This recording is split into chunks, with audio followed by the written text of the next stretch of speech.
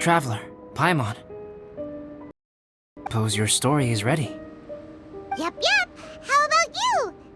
Do you need some more time? No need. I am also ready to tell my story. Paimon calls dibs! Paimon first! Please, go ahead. Okay, here goes.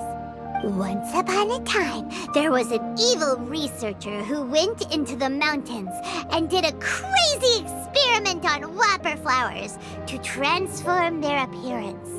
After a lot of pain and suffering, the whopper flowers finally took on a human form. Then they stood by the side of the mountain to wait for unsuspecting bypassers. To whoever spoke to them, they would ask them questions such as, "Who am I? Who are you?"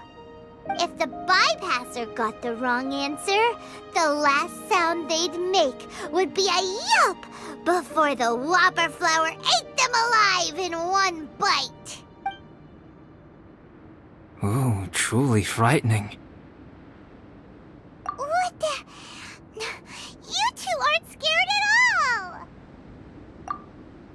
Don't go nitpicking, okay? If you didn't like the story, go write your own!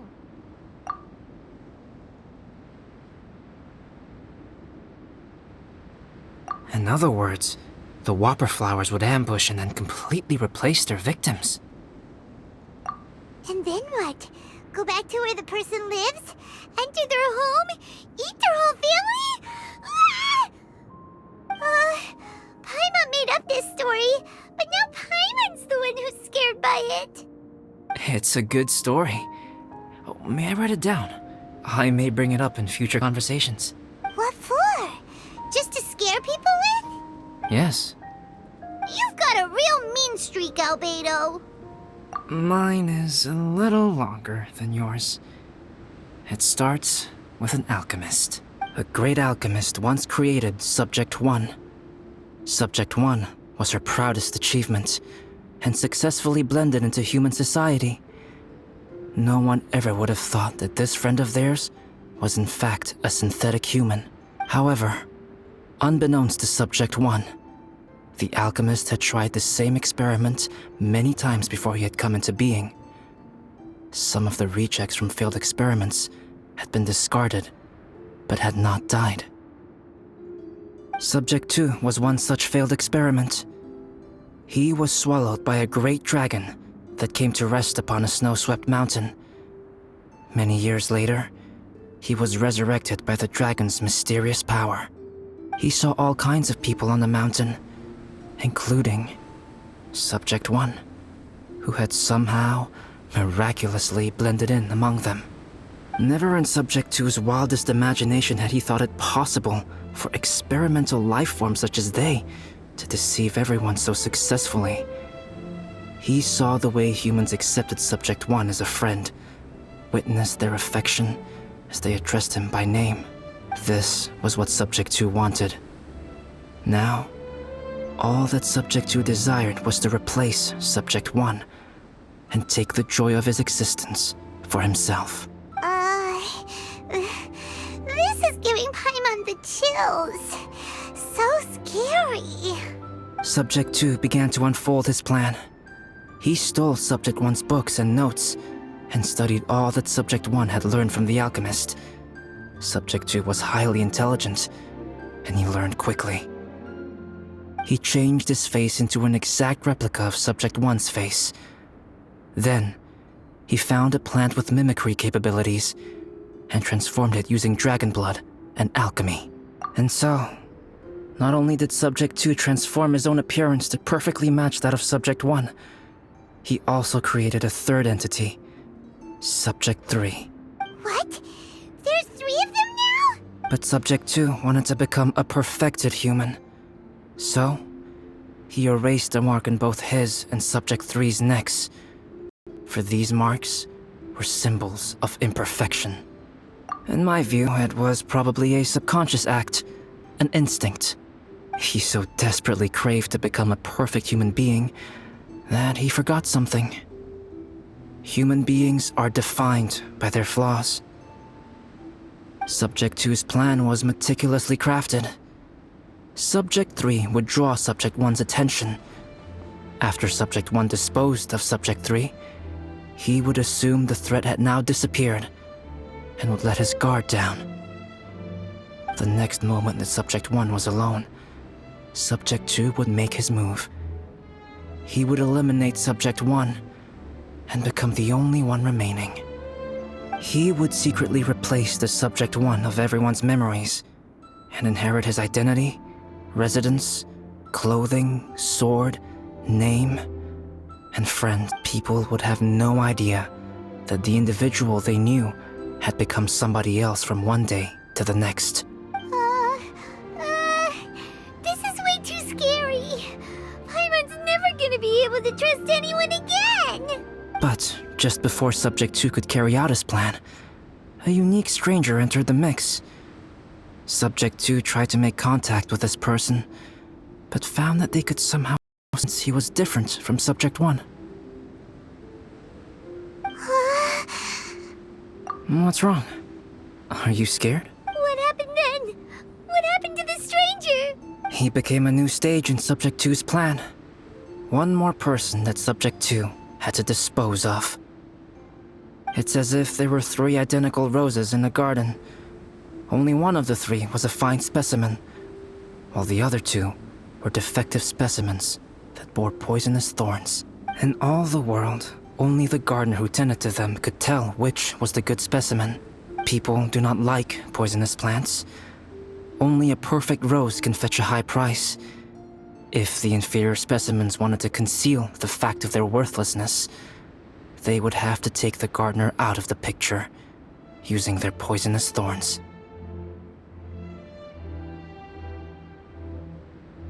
This is exactly what Subject 2 was thinking. So, he hid in the shadows and waited patiently. Maybe soon, he would get his chance to become truly human.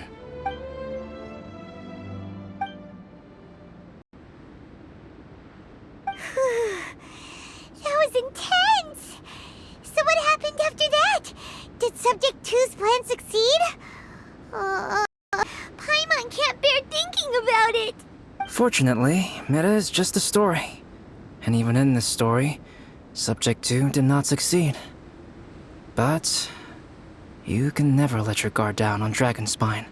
Monsters mutated with Durin's power and blood are also creatures of Rhine-Daughter, just like me. You must beware of all such creatures. I'm glad to hear that. It's okay. I know what I am. You and I are both different, so there is no need for me to hide the truth from you.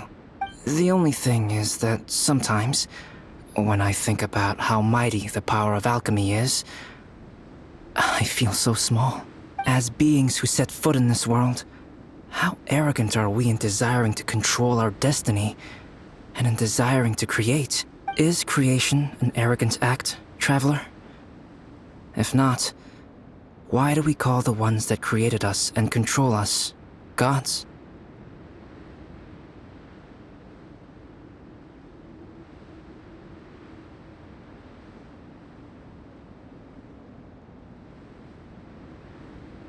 If it is, then what qualifies us to call ourselves creators?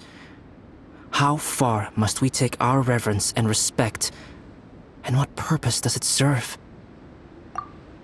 Nothing special, but whenever I think about it, I feel a twinge of grief. Poor Albedo. Hello? Traveler, are you here? Hey, is that Amber? Thought we might find you here. We're here to deliver a message from Cyrus. There's gonna be a big event down at the base camp, and they want you there too, Traveler. Winter camp is nearing its end. Apparently, even provisional instructors are required to attend. Looks like we need to go, Albedo. Bye for now. Then I won't keep you. I have some things to attend to here, so forgive me for not seeing you down. There have been no issues getting up and down the mountain recently. Is everyone ready? Let's not keep them waiting.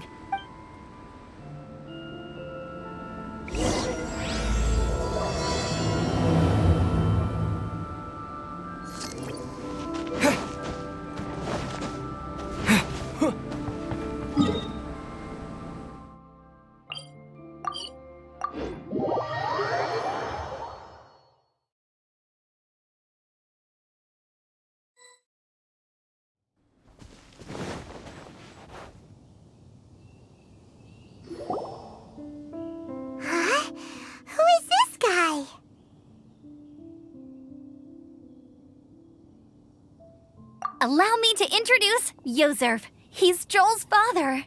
Dad, this is that traveler I was telling you about. The traveler's helped me out loads in the past, and this time we even built a snowman together. Joel has told me everything about you. I can't thank you enough. Wow, this is amazing! Wait a second. Why is Cyrus discreetly wiping tears away? And what is Pallid doing here? Pallid is the hero of the hour this time.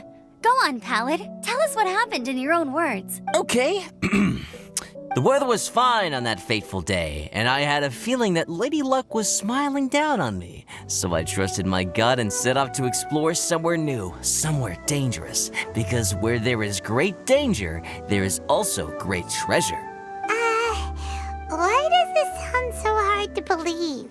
But I had only been away from the group for a short while when I fell down a slope and just started rolling.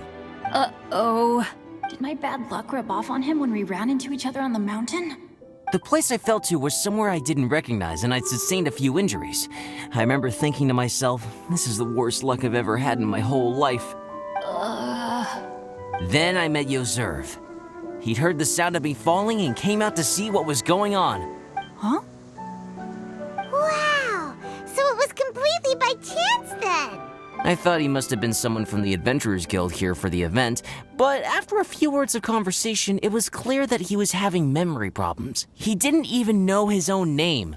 The temperature was freezing, and there was no time to deal with all that there and then, so I convinced him to come back to the camp with me and figure everything else out after we got there. We got back to the camp, ran into Joel, and the moment he saw him, he froze for a second with this completely stunned expression on his face, and then he started crying out, "Dad! Dad!" That's when Yozerv suddenly started to remember. My memory has still not fully recovered, but Joel and his mother, they are the only ones that I will not, no, that I cannot forget. Daddy. Daddy's right here, Joel. Daddy's right here. Yozerv, don't you remember anything else at all? The poor princess, feeding the foxes? I'm sorry. I have no recollection. Maybe it's because of the head trauma. I'm not sure. I myself covered in blood. My things were gone, and there was nothing to indicate who I was or how I got there. I crawled into a cave and settled in for a slow recovery. After my legs and feet were a little better, my hunting skills were what kept me alive. Dad, I was so worried about you. I'm all right now, Joel. Oh, don't cry. Daddy's not going anywhere. I'm here to stay. Oh, this is good. This is good. You know what, though? I definitely think my luck got worse after running into Benin on that mountain. I knew it. I just... No. I just meant if it weren't for you, there's no way I ever would have run into Yozerv on a mountain this huge. Besides, we got back safely, didn't we? So don't blame yourself. Maybe sometimes miracles can only happen when you get just unlucky enough. Pallid. When did you become such a smooth talker, huh? Huh? Am I? I was just telling the truth. Oh, yeah. I want to say thank you to the Traveler, Uncle Cyrus, Auntie Eula, and Auntie Amber. Thanks, everyone. You all helped look after me, and I will always remember it. But I guess I can't take the snowman with me, or it'll melt once it leaves Dragonspine. It's such a shame. Oh, I can help with that. One moment. Huh? Eula? Here, take this. It's powdered rime. Just add it to your snowman, and it will never melt. Wow! Really? Oh, this is awesome! You're the best, Auntie Eula! Dad, I have an unmeltable snowman now! How cool is that? How can I ever repay you all? Thank you all. Thank you from the bottom of my heart. Dad, I want to go move the snowman. Can we do it now, please? Okay. I'll be leaving with Joel now. I'm sure I'll see you all another day. Very well, very well. Pallid and I are to have another discussion concerning his breaches of adventurer discipline. Huh? But Cyrus, I think I kind of made up for my mistakes this time, you know? See you guys! Oh, I made this for you and Amber. Think of it as a winter souvenir. Aw, are you sure? This must be really important to you. Come on now, just take it. No need to make such a fuss. Wow! Now our snowman won't melt either! Great! You're welcome. Just keep it, that's all I ask. Amber and I have some business to attend to now. See you later. See you! Everyone's gone. Seems like they've all got their own stuff to do now. Oh! You know what? We've been on Dragon Spine all this time, and somehow Paimon still forgot to ask Albedo about how to make a fruit juicifier machine that could keep the juice fresh. Maybe we should try Timaeus again. He does seem pretty eager to please after all.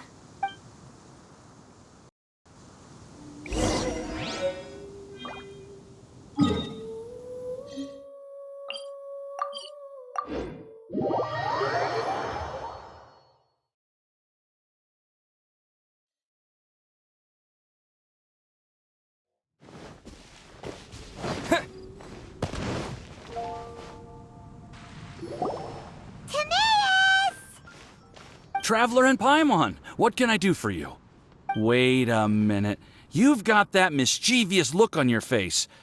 Oh, you're not still thinking about that ridiculous juicer thing, are you? Timaeus, will you help us?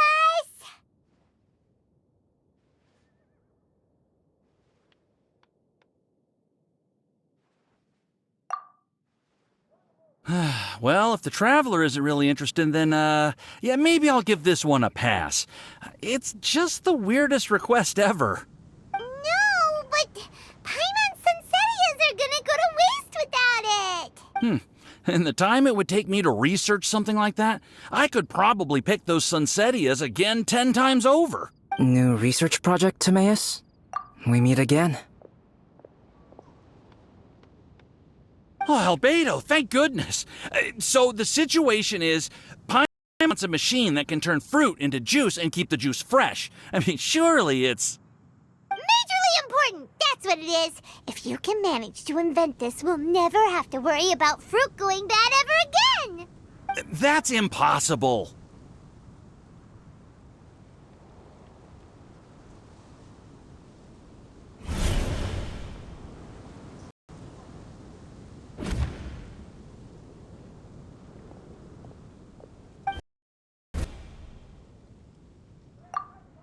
Turning fruit into juice is not hard, but keeping it fresh is more difficult. But if you simply want to keep the fruit from rotting, there are many ways to achieve this. Right, Traveler?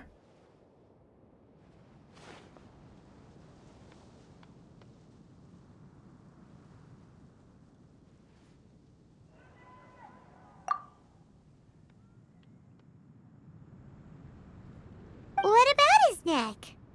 What's wrong? Is there something on my neck? From the look on your face, it's as if you thought I just played a practical joke on you that was in exceedingly poor taste.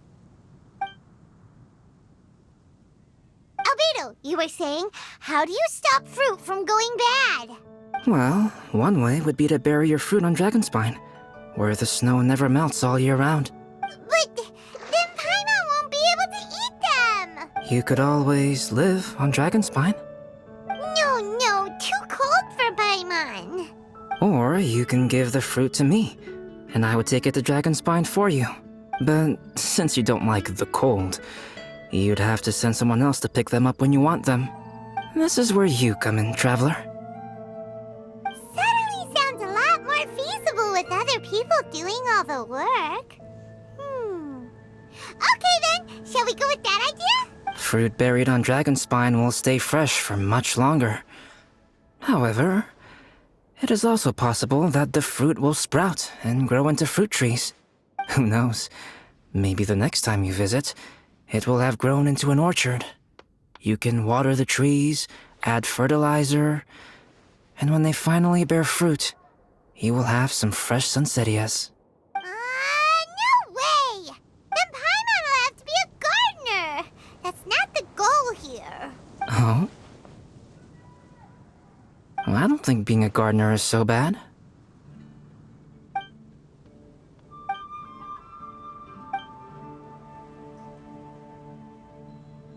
Albedo! Stop trying to get your hands on Paimon's super sweet Sunsettias! It bothers you, does it? Of course it bothers Paimon! They are the rarest, super duper sweetest Sunsettias ever! And they're not for you!